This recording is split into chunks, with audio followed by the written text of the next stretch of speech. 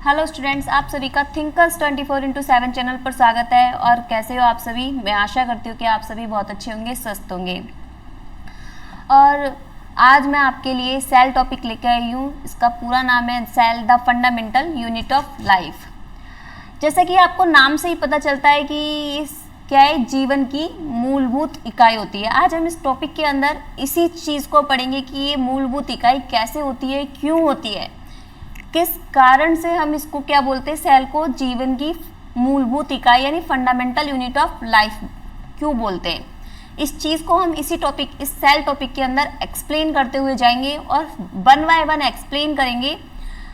मतलब एनसीईआरटी को हम साथ में लेकर हम इसको एक्सप्लेन करेंगे। एनसीईआरटी के साथ साथ मैं आपको इसके अलावा अदर्स जानकारियाँ भी दूंगी इसकी, जो आपके पेपर में आएगी। इस टॉपिक को पढ़ने के बाद आपको पेपर का एक भी क्वेश्चन गलत नहीं होगा। बस आप बहुत ज़्यादा पेशेंसली इसको वीडियो को देखिए और कंप्लीट देखिए, ठीक है।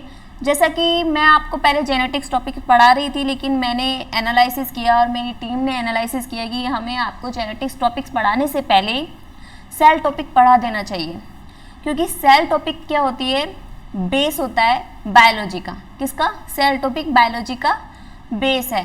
तो सेल टॉपिक सेल टॉपिक आपको पहले पढ़ा देने से क्या होगा, आपको जेनेटिक्स और भी ज़्यादा अच्छे से समझ आएगा। तो हम जेनेटिक्स कंटिन्यू करेंगे, लेकिन सेल टॉपिक पढ़ाने के बाद। तो जो भी बच्चा हमारे जेनेटिक्स की वीडियो का इंतज़ार कर रहा है या वेट कर रहा है, तो घबराए ना, जेनेटिक्स की वीडियो आपको मिलेंगी। पर हम पहले सेल टॉपिक कंप्लीट करेंगे। और जिस भी बच्चे ने हमारा चैनल सब्सक्राइब नहीं किया है तो प्लीज़ सब्सक्राइब कर ले, और जो टेलीग्राम पर नहीं जुड़ा है वो टेलीग्राम पर जाकर जुड़ जाए, ताकि आपको हमारी वीडियोस की नोटिफिकेशन मिल जाए। तो हम स्टार्ट करते हैं। Cell the fundamental unit of life, यानी कि सेल क्या है, जीवन की मूलभूत इकाई होती है। ये क्यों होती है, कैसे होती है, किस कारण होती है, ये हम जानेंगे, ठीक है। तो हम आगे बढ़ते हैं। सबसे पहले हम इस सेल टॉपिक में मैं आपको क्या क्या पढ़ाऊंगी, हम क्या क्या पढ़ेंगे, इसके बारे में जान लेते हैं। पढ़ने से पहले हमें क्या क्या पढ़ना है इसके बारे में हम जान लेंगे, ताकि हमको आइडिया लग जाएगा कि इस टॉपिक के अंदर क्या क्या चीज़ें और क्या क्या पढ़ना है। सबसे पहले मैं आपको इस टॉपिक के अंदर इंट्रोडक्शन ऑफ सेल, ठीक है, सेल की कुछ बेसिक जानकारी दूंगी। फिर डिस्कवरी ऑफ सेल, सेल को किसने खोजा, ठीक है, साइंटिस्टों के बारे में बताऊंगी। फिर सेल थ्योरी के बारे में बताऊंगी कि किन सेल थ्योरी होती क्या है, किसने दी। फिर मॉडर्न सेल थ्योरी आई, इसके बाद मॉडर्न सेल थ्योरी किसने दी, क्या होती है, इसके बारे में आपको मैं जानकारी दूंगी। फिर सेल की साइज पढ़ेंगे, शेप पढ़ेंगे, सारी चीज़ें हम पढ़ेंगे। फिर टाइप्स ऑफ सेल पढ़ेंगे। टाइप्स ऑफ सेल के अंदर प्रोकैरियोटिक सेल आती है एंड यूकैरियोटिक सेल आती है। इसके बारे में हम काफ़ी एक्सप्लेनेशन दूंगी, मैं आपको काफ़ी अच्छे से समझाऊंगी, ताकि आपका एग्जाम में कोई भी क्वेश्चन गलत ना होगा। फिर हम प्रोकैरियोटिक सेल पढ़ेंगे, 1 बाय 1 पढ़ेंगे। हम प्रोकैरियोटिक सेल पढ़ेंगे पहले, फिर यूकैरियोटिक सेल पढ़ेंगे। पहले हम प्रोकैरियोटिक सेल में क्या क्या पढ़ेंगे, हम प्रोकैरियोटिक सेल का इंट्रोडक्शन जानेंगे, फिर उसकी स्ट्रक्चर पढ़ेंगे, फिर सेल साइज पढ़ेंगे एंड सेल शेप पढ़ेंगे। ठीक है, फिर हम लोग पढ़ेंगे यूकैरियोटिक सेल। यूकैरियोटिक सेल का क्या है, हम डेफिनेशन पढ़ेंगे, कैरेक्टरिस्टिक पढ़ेंगे, एग्जाम्पल्स पढ़ेंगे, स्ट्रक्चर पढ़ेंगे। फिर उसके अंदर क्या है, मेम्ब्रेन बाउंड सेल, और एक आता है नॉन मेम्ब्रेन बाउंड सेल। मतलब मेम्ब्रेन बाउंड सेल के अंदर हम क्या क्या पढ़ेंगे, उसके अंदर सेल ऑर्गेनल्स में माइटोकॉन्ड्रिया, क्लोरोप्लास्ट, एंडोप्लाज्मिक रेटिकुलम पढ़ेंगे, गोल्जी एपरेटस, लाइसोसोम और वैक्यूल्स, ठीक है। वैक्यूल्स मतलब रसधानी, ठीक है, ये हम पढ़ेंगे। और नॉन मेम्ब्रेन बाउंड सेल के अंदर क्या क्या पढ़ेंगे, हम राइबोसोम पढ़ेंगे। जैसे प्रोकैरियोटिक सेल के अंदर कौन सा राइबोसोम होता है, 70S राइबोसोम, और यूकैरियोटिक के अंदर 80S राइबोसोम। तो इसी तरह हम पढ़ेंगे, 1 बाय 1 सबको पढ़ेंगे। साइटोस्केलेटन पढ़ेंगे नॉन बाउंड सेल के अंदर। फिर फंक्शन ऑफ यूकैरियोटिक सेल पढ़ेंगे, क्या पढ़ेंगे, फंक्शन ऑफ यूकैरियोटिक सेल पढ़ेंगे। डिफरेंस पढ़ेंगे कि डिफरेंसेस पढ़ेंगे between plant and animal eukaryotic cell के, ठीक है। ये तो हमारा क्या हो गया, बेसिक चार्ट हो गया कि हम सेल टॉपिक के अंदर क्या क्या पढ़ेंगे। अब हम 1 बाय 1 स्टार्ट करते हैं, ठीक है। तो हम क्या स्टार्ट करेंगे, पहले इंट्रोडक्शन ऑफ सेल। ये आपकी एनसीईआरटी के अंदर हमें टॉपिक दे रखा है, एनसीईआरटी के अंदर हमें एक पैराग्राफ दिया है, उसको हम पढ़ेंगे, फिर उसको हम एक्सप्लेन करेंगे, ठीक है। क्या दे रखा है, जब आप अपने चारों तरफ देखते हैं तो जीव व निर्जीव दोनों को आप पाते हैं, ठीक है भाई। आप अवश्य आश्चर्य करते होंगे एवं अपने आप से पूछते होंगे, पूछते हो क्या आप लोग, पूछते होंगे कि ऐसा क्या है जिस कारण जीव जीव कहलाते हैं। ये भी क्वेश्चन अच्छा है कि जिस कारण जीव जीव कहलाते हैं और निर्जीव जीव नहीं हो सकते हैं, ठीक है भाई। इस जिज्ञासा का उत्तर तो केवल यही हो सकता है कि जीवन की आधारभूत इकाई जीव कोशिका की उपस्थिति एवं अनुपस्थिति है। अब इस लाइन से क्या समझ आ रहा है बच्चों आपको, इस लाइन से समझ आ रहा है कि जिस जीव के अंदर सेल है, सेल प्रेजेंट है, कोशिका प्रेजेंट है, चाहे वो सिंगल सेल ही क्यों ना हो, तो वो जीव क्या कहलाएगा, जिंदा जीव, लिविंग ऑर्गेनिज्म बोलेंगे। क्या बोलेंगे बेटा उनको, लिविंग ऑर्गेनिज्म।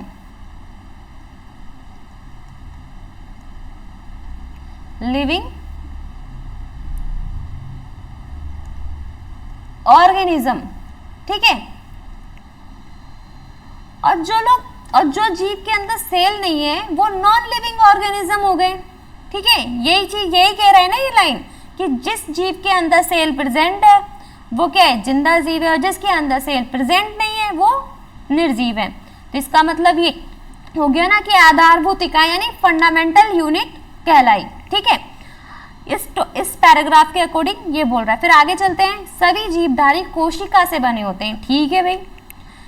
इसमें से कुछ जीव एक कोशिका से बने होते हैं और जिन्हें एक कोशिकीय जीव बोलते हैं। अभी मैंने आपको बताया ना, चाहे कोई भी जीव हो, चाहे अगर वो जीव जिंदा है और उसके अंदर एक सेल प्रेजेंट है तो वो जीव जिंदा है, मतलब प्रेजेंट होनी चाहिए। तभी तो बोला है कि जीव सेल क्या है, बेसिक यूनिट होती है। बेसिक यूनिट कब कहलाएगी, जब वो सेल प्रेजेंट है, चाहे वो मल्टी सेलुलर हो या सिंगल सेलुलर। अगर किसी जीव के अंदर एक सेल प्रेजेंट है, क्या है, किसी जीव के अंदर सिंगल सेल प्रेजेंट है, तो वो क्या हो गया, सिंगल सेलुलर। और किसी जीव के अंदर मल्टी सेल्स प्रेजेंट है वो क्या हो गया, मल्टी सेलुलर, ठीक है। अब आगे पढ़ते हैं, कोशिका से बने होते हैं जिन्हें एक कोशिकीय जीव कहते हैं, ठीक है भाई, हमें समझ आ गया। जबकि दूसरे हमारे जैसे अनेक कोशिकाओं से मिलकर बने होते हैं बहुकोशिकीय जीव कहलाते हैं। जैसे ह्यूमंस, मिलियंस जीव सेल्स होते हैं, ह्यूमंस के अंदर क्या है, मिलियंस सेल प्रेजेंट होते हैं, तो ह्यूमन को क्या बोलेंगे, मल्टी सेलुलर ऑर्गेनिज्म। क्या बोलेंगे, मल्टी सेलुलर ऑर्गेनिजम्स। अब आगे बढ़ते हैं हम, कोशिका क्या है, ठीक है भाई। हम यही टॉपिक पढ़ रहे हैं, सेल क्या है इसी के बारे में जान रहे हैं। तो हमारी एनसीईआरटी बता रही है हमें कि कोशिका क्या है, इसके बारे में जानते हैं। कोशिकीय जीवधारी स्वतंत्र अस्तित्व यापन, ठीक है भाई। कोशिका जो एक ये लाइन बोल रही है, कोशिकीय जीवधारी, फर्स्ट पॉइंट इसका बोल रहा है स्वतंत्र अस्तित्व यापन, यानी इंडिपेंडेंटली एग्जिस्ट कर सकता है ये इन द वर्ल्ड के अंदर, क्या है ये, इंडिपेंडेंटली एग्जिस्ट कर सकता है। क्यों कर सकता है, क्योंकि किसी जीव के अंदर अगर सिंगल सेल प्रेजेंट है, यानी एक सेल भी प्रेजेंट है, तो वो जीव क्या हो गया, सिंगल सेलुलर जीव, मतलब वो जीव जिंदा हो गया, मतलब ये इंडिपेंडेंटली एग्जिस्ट कर सकती है, इसको किसी के ऊपर डिपेंडेंट होने की जरूरत नहीं है। जीवन के सभी आवश्यक कार्य करने में सक्षम होते हैं, बिल्कुल सही बात है। ये लाइफ के सभी काम कर सकती है, जैसे एक्सरेशन कर सकती है। कौन कौन से काम कर सकती है, लाइन क्या कह रही है, बिल्कुल एक जीव अपने लेवल पर क्या क्या कर सकता है, एक्सरेशन कर सकता है, रेस्पिरेशन कर सकता है,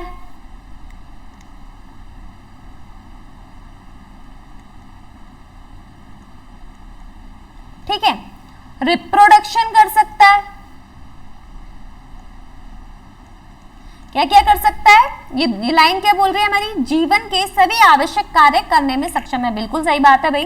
कौन कौन से काम कर सकते हैं, एक्सरेशन कर सकता है यानी उत्सर्जन कर सकता है, श्वास शोषण कर सकता है ना, रेस्पिरेशन कर सकता है, रिप्रोडक्शन भी कर सकता है, ये अपने सिंपल लेवल पर रिप्रोडक्शन भी कर सकता है। इस कारण जीव के लिए कोशिका की मूलभूत संरचना से संरचनात्मक व क्रियात्मक इकाई होती है। ठीक है भाई, क्या बोल रही है? इस कारण जीव के लिए कोशिका ही मूलभूत रूप से संरचनात्मक और क्रियात्मक इकाई होती है। ठीक है भाई, क्या होती है कोशिका? सेल क्या है? It is a structure and functional unit of living organism, या फिर बोल सकते हैं it is a structure and functional unit of life. ठीक है,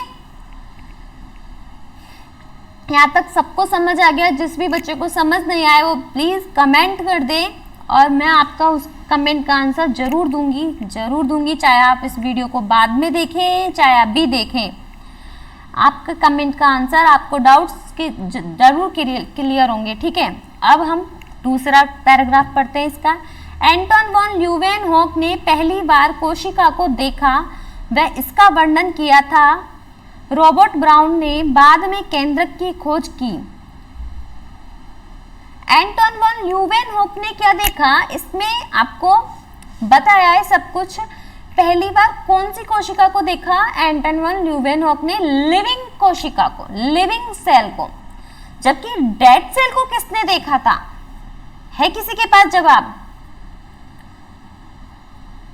नहीं है ना, तो इसको आगे बताऊंगी मैं। ठीक है, रॉबर्ट ब्राउन ने बाद में केंद्रक की खोज की, सूक्ष्मदर्शी की खोज, व बाद में इसके सुधार के बाद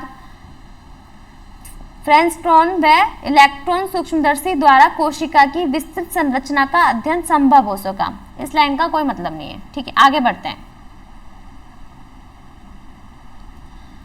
अब ये क्या बोल रहा है भाई? कोशिका सिद्धांत, सेल थ्योरी, इसको हम बाद में पढ़ेंगे।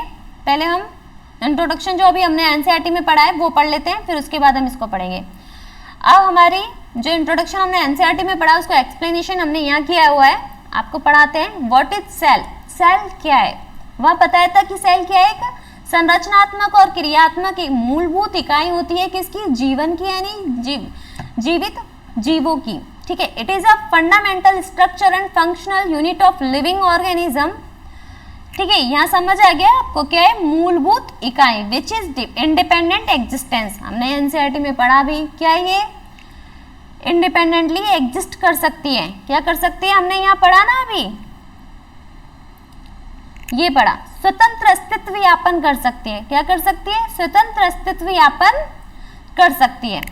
ठीक है, विच इज इंडिपेंडेंट एग्जिस्टेंट, यानी स्वतंत्र अस्तित्व यापन कर सकती है, स्वतंत्र रूप से इस संसार के अंदर, इस वर्ल्ड के अंदर रह सकती है, यानी जिंदा रह सकती है। It can perform all essential function of life, ये अपने जीवन के सभी फंक्शन परफॉर्म कर सकती है। कौन कौन से? जैसे मैंने यहाँ आपको लिखे हैं, डाइजेशन कर सकती है, एक्सक्रीशन कर सकती है यानी पाचन कर सकती है, उत्सर्जन कर सकती है, रिप्रोडक्शन कर सकती है। ठीक है, लेकिन क्या कर सकती है? अपने सिंपलर लेवल पर रेस्पिरेशन भी कर सकती है। क्या कर सकती है बेटा? रेस्पिरेशन।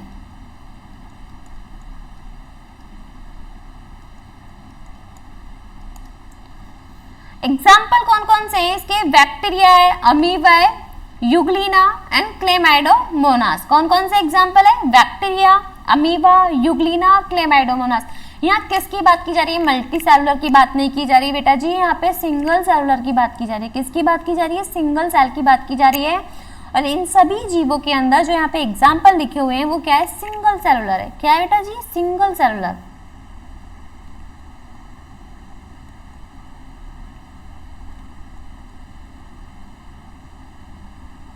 ठीक है, आगे बढ़ते हैं। अब हमने वहां पढ़ा था डिस्कवरी ऑफ सेल। सेल की डिस्कवरी किसने की थी? वहां एनसीईआरटी में तो हमें डेड सेल की डिस्कवरी बताई ही नहीं, वहां तो डायरेक्ट हमें क्या बता दिया? जीवित कोशिकाओं की खोज किसने की थी? एंटन वॉन ल्यूवेनहॉक ने। केंद्रक की खोज किसने की थी? रॉबर्ट ब्राउन ने। वहां हमें ये दो लाइनें दे रखी है, लेकिन एग्जाम में तो हमसे बहुत सारे क्वेश्चंस पूछता है कि डेड सेल की खोज किसने की थी, ठीक है, वगैरह वगैरह बहुत सारे क्वेश्चंस पूछता है जो हम यहाँ पढ़ेंगे। ठीक है, first microscope was constructed by Zacharias Janssen. जो पहला माइक्रोस्कोप किसने कंस्ट्रक्ट किया था, किसने बनाया था? जैकरियास जेनसन ने। कौन से सन में बनाया था? 1590 में। बेटा जी सन का बहुत ध्यान रखना क्योंकि सन से आजकल क्वेश्चन आने लगे हैं। ठीक है, it was modified by Galileo 1610 मतलब इसको पहले किसने बनाया था? जैकरियास जेनसन ने बनाया था। किसने बनाया था? जैकरियास जेनसन ने बनाया था। और इसको कब बनाया था? 1590 में। और इसको मॉडिफाइड यानी उसमें चेंजेस किसने किए थे? गैलीलियो ने। कब किए थे? 1610 में। एंड उसको किसने किया? उसके बाद कौन आया था? Robert Hooke. कौन आया था? Robert Hooke. अब हम रॉबर्ट हुक के बारे में बहुत कुछ पढ़ेंगे। जो हमारे रॉबर्ट हुक साइंटिस्ट थे, बहुत ही अच्छे साइंटिस्ट थे, ठीक है। इसके बारे में मैं आपको बहुत अच्छा समझाऊंगी, बहुत अच्छा बताऊंगी, ठीक है। रॉबर्ट हुक पहले माइक्रोस्कोप को किसने कंस्ट्रक्ट किया था? जैकरियास जेनसन ने। कब किया था? 1590 में। इसको मॉडिफाइड करने के लिए कौन से साइंटिस्ट आए थे? गैलीलियो आए थे। कब आए थे? 1610 में। अब फिर उसके बाद किसकी नींद खुली थी? रॉबर्ट हुक की नींद खुली। भाई अब मैं चलता हूँ कि आगे की कंटिन्यू मैं करूँगा, क्योंकि उनकी नींद थोड़ी ज़्यादा थी, ज़्यादा नींद लेते थे वो लोग। तो उन्होंने क्या किया? सेल की डिस्कवरी का श्रेय किसको दिया जाता है? डेड सेल की डिस्कवरी का। किसका? डेड सेल की डिस्कवरी का श्रेय किसको दिया जाता है? रॉबर्ट हुक को, ठीक है। डिस्कवरी ऑफ सेल की खोज का श्रेय किसको दिया जाता है? रॉबर्ट हुक को 1665 में। जबकि आपकी एनसीईआरटी में डायरेक्ट एक लाइन दे रखी है कि कोशिका की खोज का श्रेय किसको दिया जाता है? एंटन वॉन ल्यूवेनहोक को। जबकि वो वहां जाना चाहिए, जीवित कोशिकाओं की खोज का श्रेय किसको दिया जाता है? एंटन वॉन ल्यूवेनहोक को, ठीक है बेटा जी। डिस्कवरी ऑफ डेड सेल का श्रेय किसको दिया जाता है? रॉबर्ट हुक को। किसको दिया जाता है? रॉबर्ट हुक को। स्टडी उन्होंने क्या है, अब इसके बारे में हम अच्छे से शांति से समझेंगे, ठीक है। अब उन्होंने क्या है, जो रॉबर्ट हुक आए उनकी नींद खुली, ठीक है। आप लोग कॉपी पेन साइड में रख दो और मेरी कहानी सुनो। उनकी नींद खुली, उन्होंने आके क्या देखा? कॉर्क सेल है उनके पास में। उन्होंने देखा कॉर्क सेल पड़ी है, उसकी स्टडी कर ली। फ्री बैठे हुए थे वो, ठीक है। अब उन्होंने क्या देखा? एक बहुत सारे फ्लैट जैसे स्ट्रक्चर दिखाई दी उनको। क्या दिखाई दी? बहुत सारी फ्लैट यानी कि घर जैसे स्ट्रक्चर। उनका दिमाग वो हो गया बिल्कुल एकदम कि ये तो क्या होगा भाई, बहुत सारे घर दिखाई दिए। अब उन्होंने उस घर को क्या नाम दे दिया? कंपार्टमेंट टाइप के दिखाई दिए उनको। कंपार्टमेंट ही होते हैं जो फ्लैट्स होते हैं। कंपार्टमेंट लाइक स्ट्रक्चर को उन्होंने क्या दे दिया? हनीकॉम्ब लाइक स्ट्रक्चर, क्योंकि उनको छत्ते जैसी भी दिखाई दे रही थी। कैसी दिखाई दे रही थी? छत्ते जैसी भी दिखाई दे रही थी। तो क्या है कि डिस्कवरी ऑफ सेल किसने की थी? सेल की खोज रॉबर्ट हुक ने। कब की थी? 1665 में। कब की थी बेटा? 1665 में। बेटा जी इनके सन को अच्छे से ध्यान रखना, ये पेपर में पूछे जाते हैं। सन से क्वेश्चन आने लगे हैं आजकल, ठीक है। डिस्कवरी ऑफ डेड सेल की खोज का श्रेय भी किसको दिया जाता है? रॉबर्ट हुक को। तो आपसे क्वेश्चन पूछ सकता है, क्या पूछ सकता है? हु डिस्कवरी ऑफ सेल, किसने की थी डिस्कवरी? रॉबर्ट हुक ने। और who discovery of dead cell, तो भी क्या आएगा? Robert Hooke. दोनों का आंसर एक ही जाएगा, रॉबर्ट हुक, ठीक है। उन्होंने क्या देखा? उन्होंने क्या किया? कॉर्क सेल की स्टडी की। उन्होंने कॉर्क सेल की स्टडी के बाद क्या देखा? कॉर्क सेल की स्टडी में कंपार्टमेंट जैसी स्ट्रक्चर देखे, यानी बहुत सारे फ्लैट देखे। उन फ्लैट को यानी कि उन कंपार्टमेंट जैसी स्ट्रक्चर को क्या नाम दिया उन्होंने? हनीकॉम्ब लाइक स्ट्रक्चर, इन छत्ते नुमा स्ट्रक्चर नाम दे दिया। क्या दिया? Honeycomb like structure. इस चीज को स्टार मार्क करके नहीं लिख लेना अपने नोट्स में, क्योंकि इससे क्वेश्चन आता ही आता है, ठीक है। कि हनीकॉम्ब लाइक स्ट्रक्चर को किस नाम दिया? किसको नाम दिया? कंपार्टमेंट लाइक स्ट्रक्चर को उन्होंने क्या नाम दिया? Honeycomb like structure. Facts about cell discovery, cell discovery के कुछ फैक्ट्स है वो हम पढ़ेंगे। Term cell was derived from a Latin word. जो सेल वर्ड है वो कहाँ से आया है? लैटिन वर्ड से आया है। सेला यानी इसका जो हिंदी मतलब होता है वो क्या होता है? होलो यानी खाली, स्पेस या होलो स्पेस या कंपार्टमेंट, यानी कि सेल क्या है? एक होलो स्पेस है या कंपार्टमेंट्स बोल सकते हैं। Robert Hooke explained his observation in a book namely Micrographia. He actually observe the rigid cell walls of dead cell. Robert Hooke ने एक्सप्लेन किया, किसमें एक्सप्लेन किया? अपने ऑब्जर्वेशन को। एक बुक लिखी थी उन्होंने, उसका नाम क्या था? माइक्रोग्राफिया। यह आपसे क्वेश्चन पूछ सकता है, इसको स्टार मार्क लगाना, माइक्रोग्राफिया। इसमें किसने एक्सप्लेनेशन, अपने ऑब्जर्वेशन को किसने एक्सप्लेनेशन दिया? रॉबर्ट हुक ने। He actually observe the rigid cell, उन्होंने क्या ऑब्जर्व किया, रिजिड सेल बोल ऑब्जर्व की, किसकी, डेड सेल की, ठीक है, खुरदरी, रिजिड का मतलब क्या होता है, खुरदरी। Discovery of living cell, Anton van Leeuwenhoek 1674, अब आया ना आपका discovery of living cell, Anton van Leeuwenhoek 1674। Discovery of nucleus Robert Brown ने की थी। Root cell of orchid plants, मतलब ऑर्किड प्लांट्स के रूट सेल्स में, कहाँ पर की थी, ऑर्किड प्लांट्स के रूट सेल्स में किसकी, केंद्रक की खोज की थी, कब की थी, 1831 में। एनग्रू ने 1682 में क्या किया था, proposed cell concept which states that cell is a unit of structure of organism, ठीक है। और पुरकिंजे ने क्या किया था, सॉरी ये पुरकिंजे टाइपिंग मिस्टेक है, 1839 में उन्होंने क्या दिया था, प्रोटोप्लाज्म टर्म दिया था for the jelly like semi fluid material of the cell.